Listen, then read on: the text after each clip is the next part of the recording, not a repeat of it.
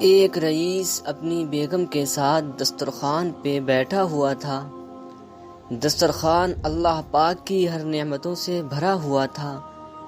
اتنے میں ایک فقیر نے صدا لگائی کہ اللہ کے نام پہ کچھ کھانے کے لیے دے دو۔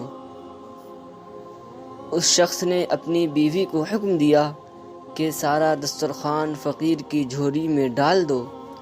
عورت اٹھی اور ایسا ہی کیا جیسا اس کے شوہر نے بولا تھا۔ عورت نے جب اس فقیر کا چہرہ دیکھا تو دہاڑے مار کے رونے لگی، تو اس کا شوہر بھاگتا ہوا آیا اور پوچھا کیا ہوا، تو وہ بولی یہ شخص ایک بہت امیر آدمی تھا اور میرا پہلا شوہر تھا۔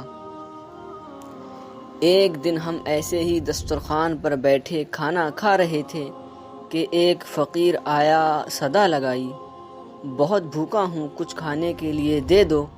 یہ شخص اٹھا اور فقیر کی ایسی پٹائی کی کہ لہو لہان کر دیا۔ نہ جانے اس فقیر نے کیا بد دعا دی کہ اس کے حالات دن بدن خراب ہوتے چلے گئے اور سب کچھ بک گیا۔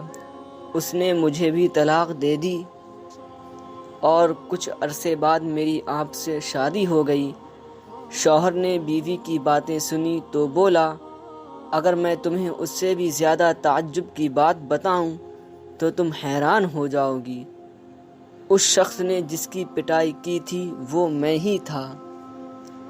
قدرت کا بھی عجیب نظام ہے۔